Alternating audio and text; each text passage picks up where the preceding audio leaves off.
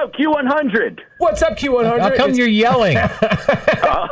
Sorry, man. Listen, I'm doing a high-energy morning show here in Traverse City, Michigan. You got to keep moving to stay warm. All right. Hey, look who's on the phone. Joining us, a part of the I-95 alumni interview series, Bringing It Back series. Yeah. We're bringing it back. I got it. Sean Finnegan, Finster, our buddy. How are you, Finster?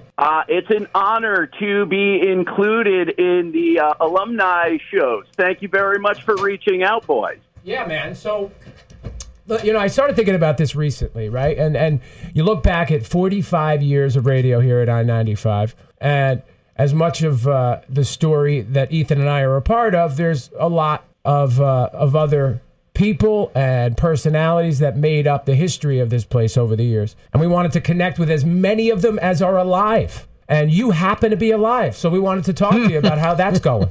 Thanks. I'm glad I'm outliving everybody else and still actually doing radio. Yeah. So, listen, the dream always was, I-95, 45 years, and that's 44 years of Ethan in the morning. And, the dream of me finally getting to come home to do morning radio for my family is getting smaller and smaller with each passing day. I thought was funny is you, every time, we had a bunch of scheduling snafus with getting Finster on. It was our fault, a bunch of scheduling things. And every time I would text him and say, hey, can we do it at this time? He'd say, yeah, as long as I'm before Senich, or as long as I'm before this person. So I like that I appreciate that you just didn't want to be bumped by the wrong person. Right. Listen, if I had gotten bumped for Neil Headley, I would jump off a building. That's a bit extreme, don't you think?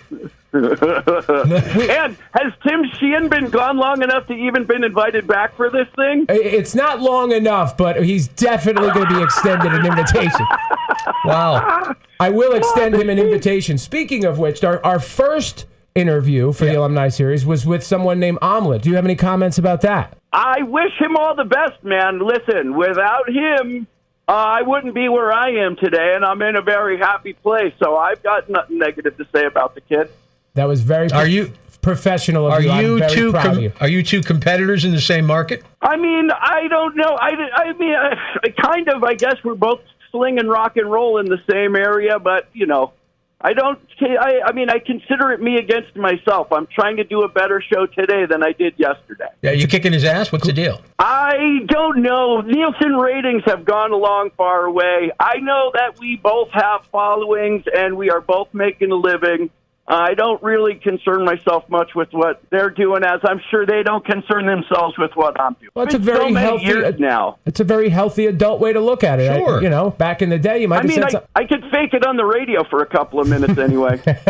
So when did you turn out to be an adult?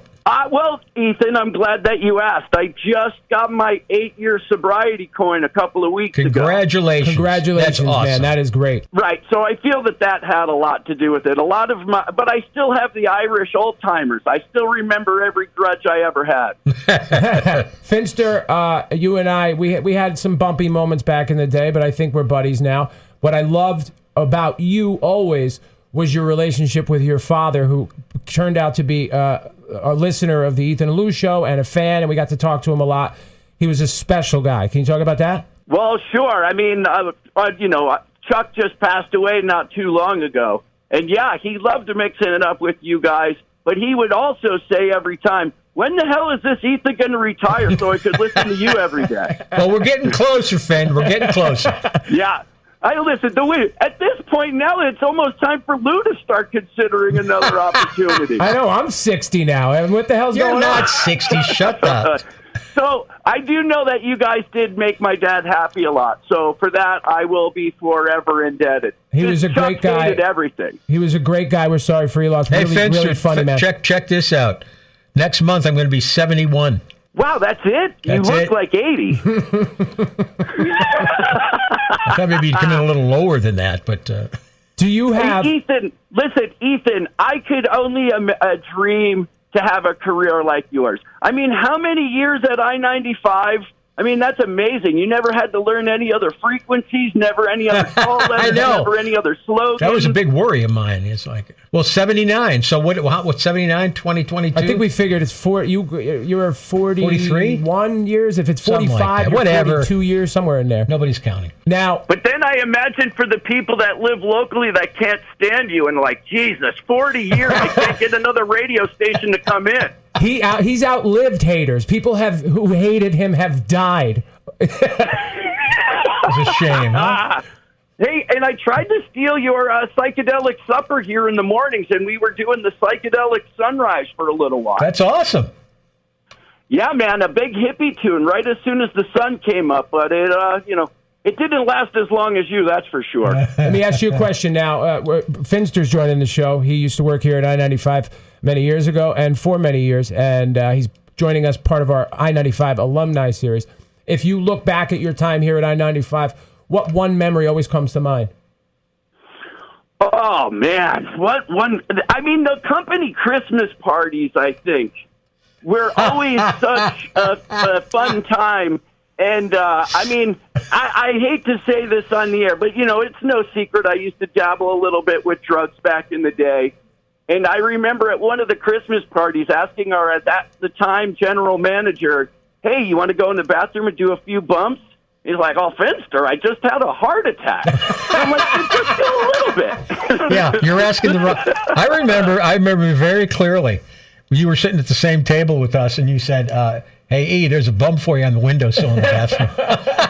Yeah, and then you had to leave because your son was DJing a wedding and bailed in the middle of it, and you had to go cover for him. That was great. Just fantastic. You know what? It's funny. Like when we asked you to answer this question, I think both Ethan and I would have thought of the same memory that you thought of. Oh, good. The company. And Lou, let's not forget, you were there with, I think at the time was an intern, and the elevator doors just happened to open in front of me, and there you were standing with the secret. And I was like, oh, my God! And the elevator doors shut in my face. Yo, man, it was great. Good time. It was great connecting with you. We wish you all the luck out there in Traverse City, Michigan, and don't be a stranger, huh? Thank you. And anybody listening, if you need an electrician, my nephew runs JML Electric. Give him a call. There you go. Getting plugs in. I love it. All right, Finn. Thanks. Thanks, and man. You can find me at q100-fm.com if you're sick of hearing Steve Miller, the Joker, 4 times a morning.